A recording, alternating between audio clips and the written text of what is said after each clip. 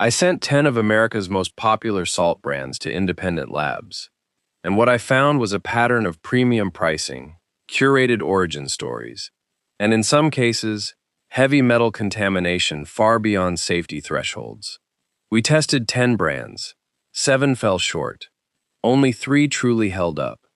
Let's start with the brands in your pantry that deserve the most scrutiny. Number 1 will surprise you to the bones.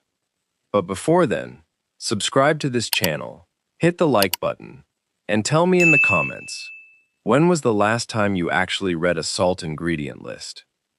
Let's proceed real quick. Number 10. Morton Coarse Kosher Salt. This is the one every recipe site calls for. But flip it over and you'll find sodium ferrocyanide, a cyanide compound bonded to iron, added to stop caking. Regulators say it's safe at these levels. But traditional salt producers have never needed it at all. You can buy a kosher salt with 0 additives on the exact same shelf. Number 9. Morton Iodized. Same brand, different problem. The label lists dextrose, corn sugar, added to stabilize the iodine, plus calcium silicate, a synthetic anti-caking agent. The amounts are small, but most people buying this basic table salt have no idea there's sugar in it at all. Number 8. Baja Gold Mineral Sea Salt. Hand-harvested from the Sea of Cortez in Mexico, marketed heavily on its magnesium and potassium content. Mamavation's first round of independent testing actually flagged it as one of the cleanest salts on the market. Then LeadSafe Mama retested it in September 2024, and that batch came back positive for both lead and arsenic. Same brand, different lot, completely different result. A clean test from last year tells you nothing about what's in this year's bag. If this is landing, hit subscribe, like this video, and drop a comment telling me which salt is sitting in your kitchen right now. I want to know how many of us are seasoning dinner with something we've never actually checked. Number 7. Morton Himalayan. Aluminum at 173.5 ppm, arsenic at 42 ppb, lead at 106.7 ppb. Here's what almost nobody knows. Nearly every Himalayan salt brand on Earth comes from one mine in Pakistan. The FDA doesn't require any brand to disclose heavy metal content. A product can test at over 100 ppb of lead and never have to say so on the label. Number 6.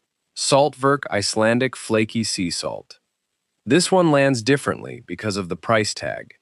A premium finishing salt, geothermally evaporated and hand-harvested in Iceland, sold on Glacier Pure imagery. LeadSafe Mama's August 2024 testing found the white flaky version positive for arsenic.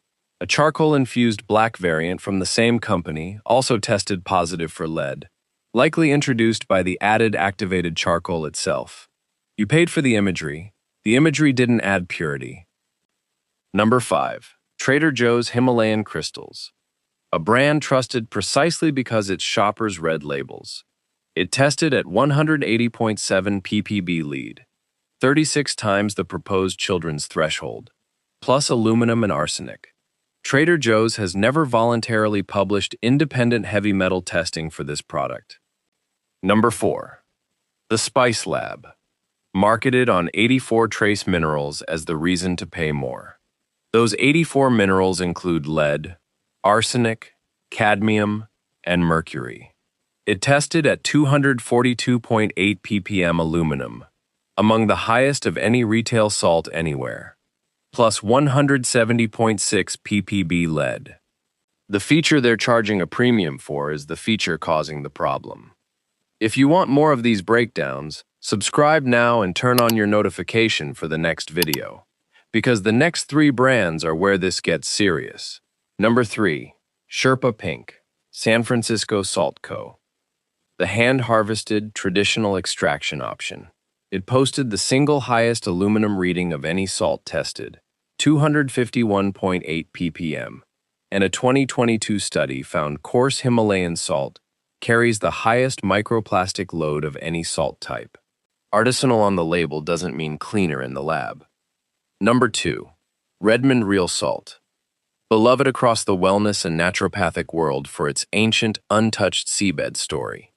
Two separate independent labs found up to 290 ppb lead, and the highest cadmium of any product tested. Redmond disputed the results, citing internal testing it has never released publicly. Number 1. Celtic Sea Salt. Perhaps the most trusted doctor-recommended salt on the market, and that's exactly why its story matters. Independent testing found 553.4 ppb of lead, the highest of any product in this entire investigation, over 110 times the proposed children's threshold. A 2025 class action lawsuit alleged the marketing was deceptive given those levels.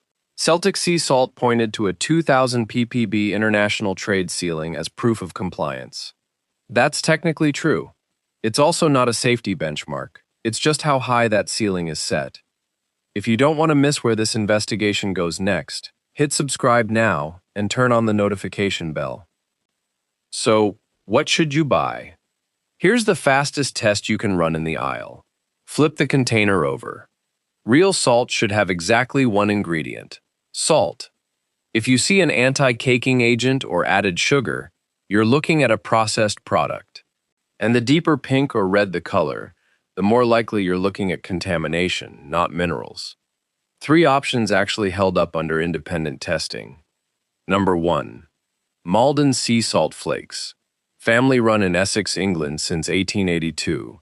Non-detect for lead, cadmium, mercury, and arsenic. Number 2. Jacobsen Pure Kosher Sea Salt.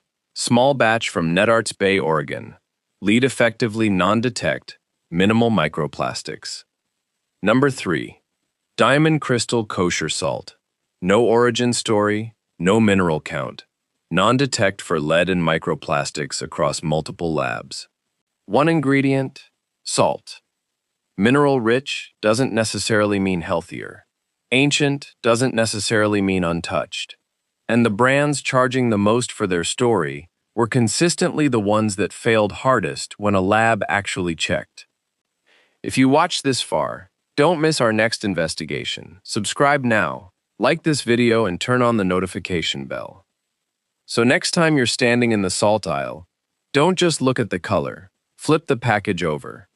Because sometimes the most important part of the story is the part the marketing doesn't show you.